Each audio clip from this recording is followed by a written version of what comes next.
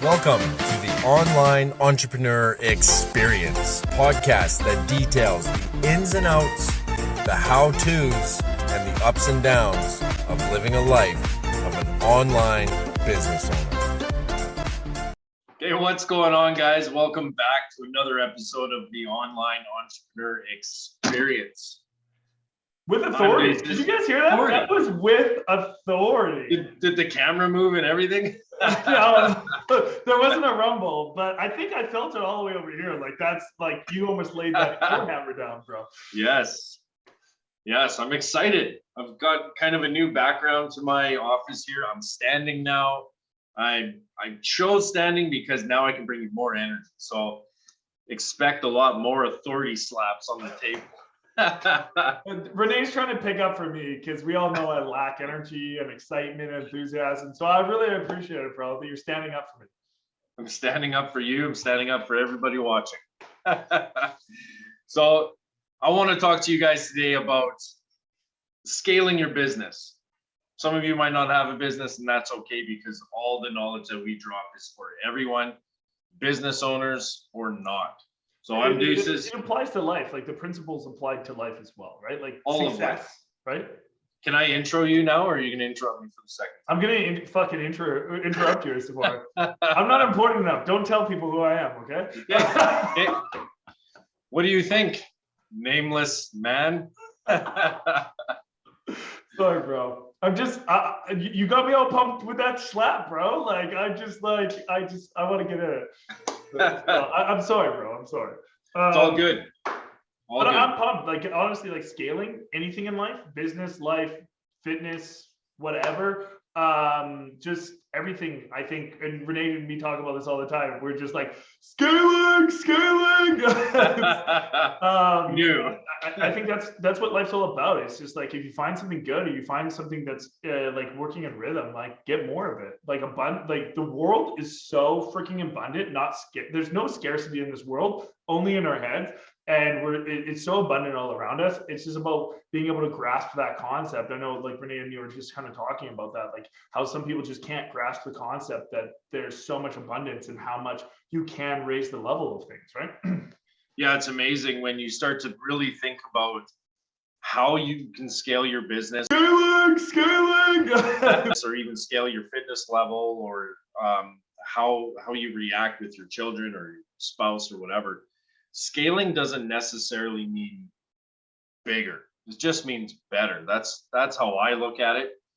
So how can you scale your relationship or make your relationship better? And that's just about constant learning, in my opinion. Constant learning, constant persistence, and putting things into practice that you learn to continuously move forward. And I mean, when you're talking about scaling a business, it's about your audience. Like that, hands down, is the best way you're going to scale your business. What do you think? Oh, totally, man. Like in the end of the day, guys, whatever your audience size is, you can like say like you have 20,000 audience, right? Let's just say that your audience is 20,000, but 6 months later, your audience is still 20,000. The likelihood of you being able to grow more revenue or grow more from that is very low unless you keep tapping into that audience. So let's just say that you have a lot of one-time purchases. Then the likelihood of that you making more money goes down dramatically because you only have this limited audience size and you're not growing it. I mean, there is ways of continuing to market it to to your audience and that doesn't grow, but you should always be growing that audience. That's how it grows bigger. I read this one book many years ago. I actually read it a few different times, but it's a Chet Holmes book. Like Chet Holmes is just amazing. He's the lead sales guy for Tony Robbins. He trains all the sales staff and everything like that. Super amazing dude. I think it's The Greatest Salesman. I think it's called something like along that. The Greatest something. I haven't read it for like a year and a half though. But anyways, he tells this one story about he goes into this one business that he was going to go help them. And they were a vacuum cleaning company, like cleans carpets and everything like that. Anyway, so he's talking to them about that. And the companies would go in there and they would market it for once a year. even though you're supposed to, like scientifically, they say that you should clean your carpets every 4 months to 6 months, but they would only follow up with their company clients every year. So the first thing he did was he started printing out these brochures of educating their customers that you're supposed to hygienically clean your carpets every 4 to 6 months. So the profitability went up dramatically just by selling to their own customers. And then they added more services. So that's a area where like you have a limited audience size, but you start selling to them.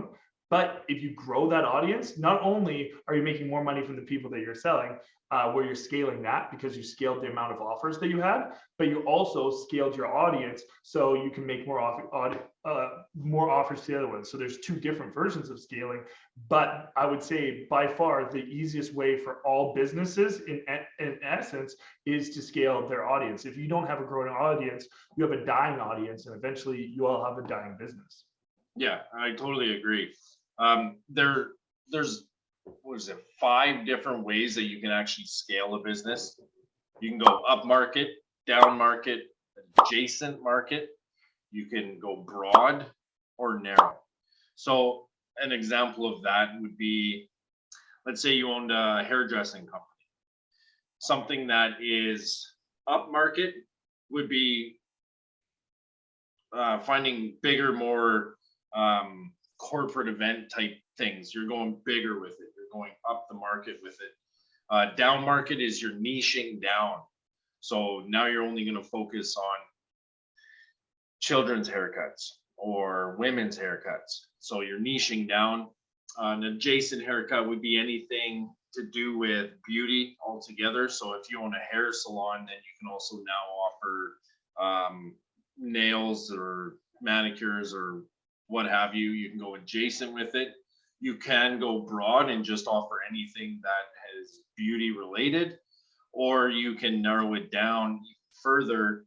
And a great way of doing that is you look at 100 clients and you look at your 20 best of those 100. What do they have in common? And now you just target that type of client. So the overhead doesn't change.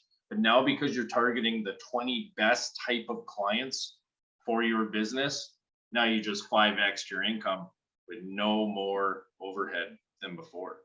And the coolest part about that is usually when you niche down anything, you charge more, like, because you're now like you've made it more scarce, as well as you know that you're solving a problem for this exact audience.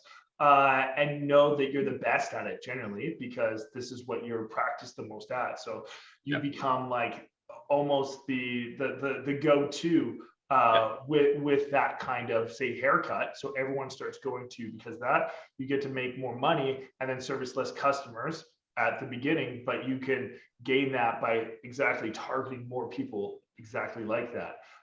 Which is massive. So you start making more money because you've niched out, and then you grow the audience from there. And I love that kind of way of scaling. But it's just about like, in essence of all that, you find what works.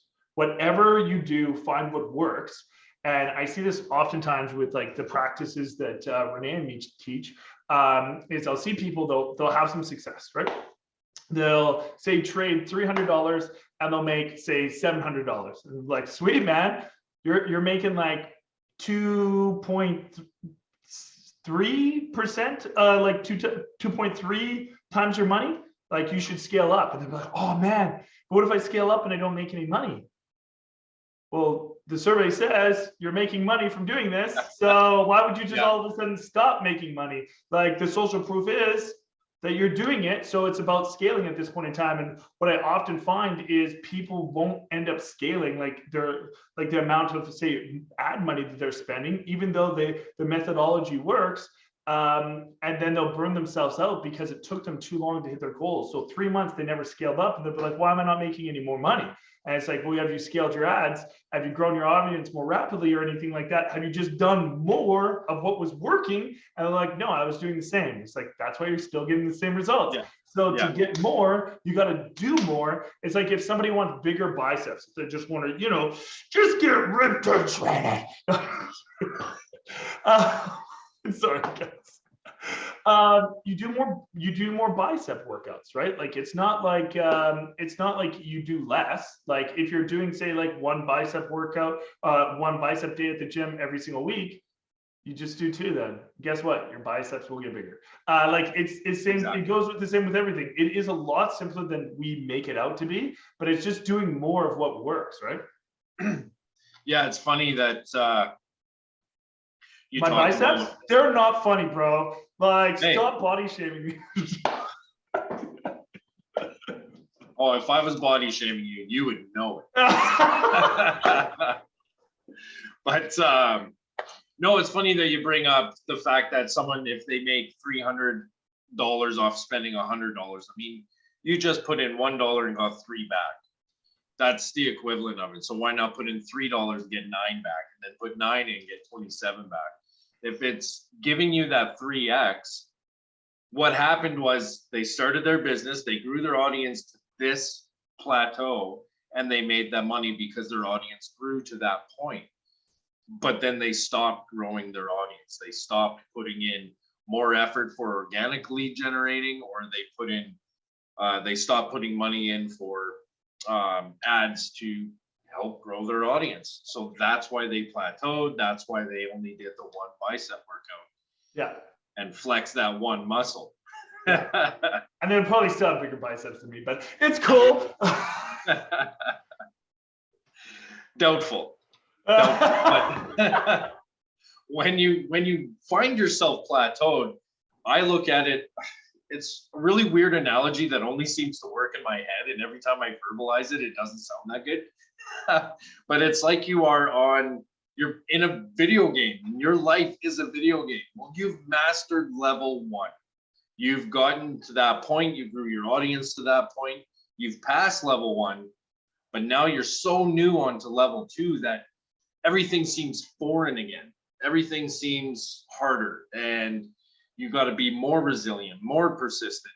But that is just the growth of being an entrepreneur, is that now you're at the baseline of level 2, relearn, regrow, redo everything. But now you're starting at this level. So when you get and you master level 2,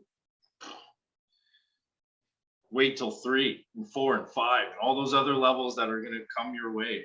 It's amazing. Honestly, man, That's the scale. I love that analogy, bro. It's a freaking good analogy. Did I verbalize it good this time? Yeah, bro. Yeah. I think I must have been trying to verbalize it to you before on a drive. What are the Renee rants?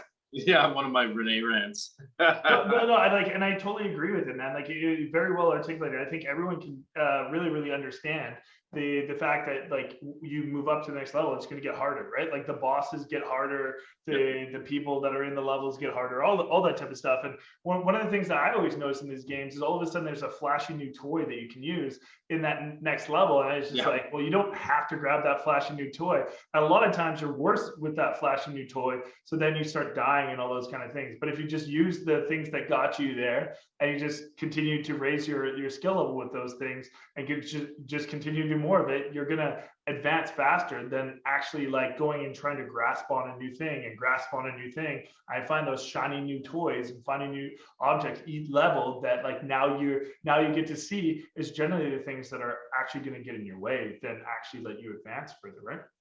So you're saying the shiny new object is more of a distraction than a tool? Yeah.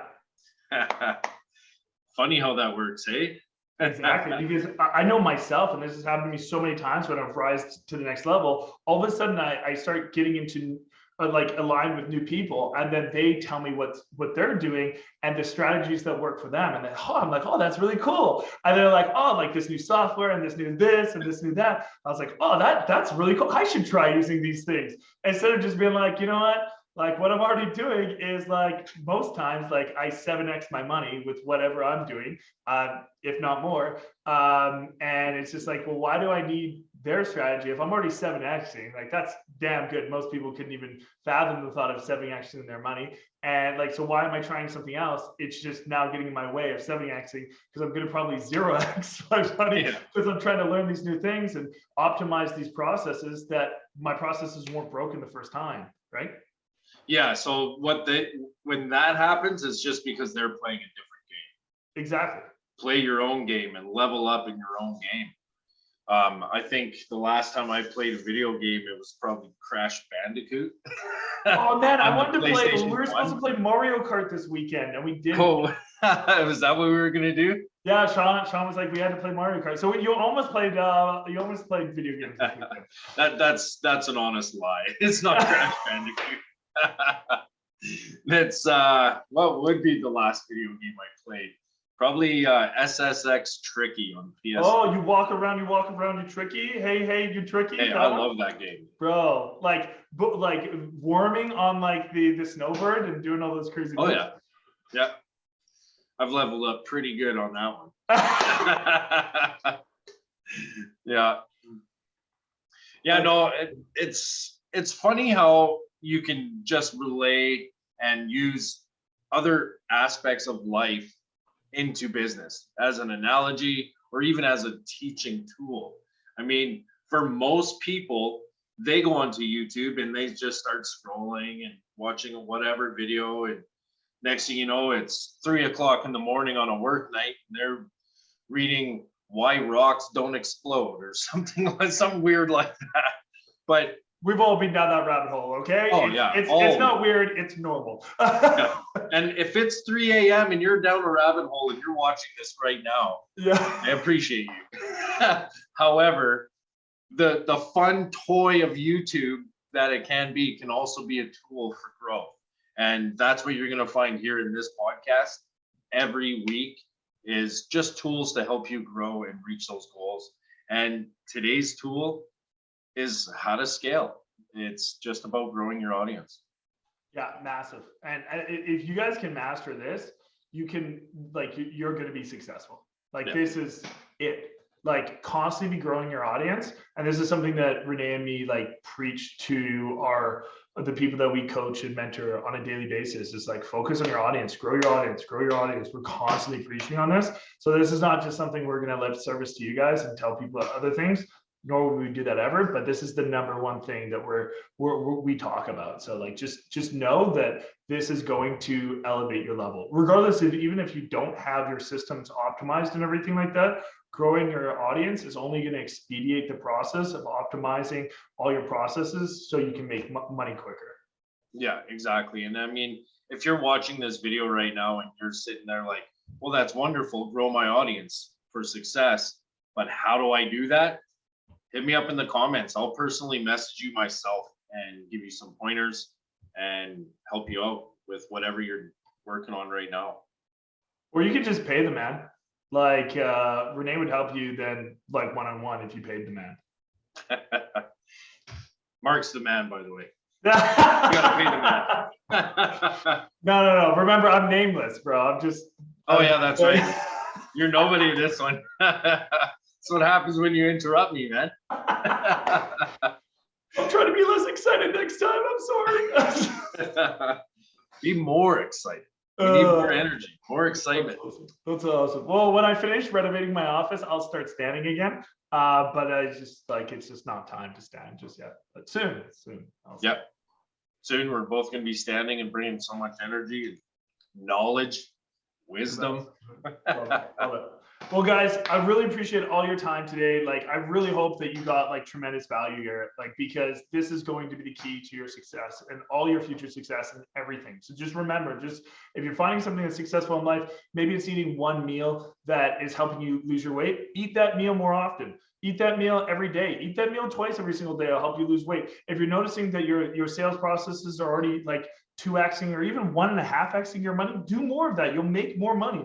If you're noticing a certain exercise at the gym is getting you more fit than all the rest, do it more often. You'll get more fit. It's just about doing what works more often, and you will scale everything in your life, and you'll be more abundant. But the world is abundant, not scarce. So just live more abundantly. Is there anything else you want to say, my man?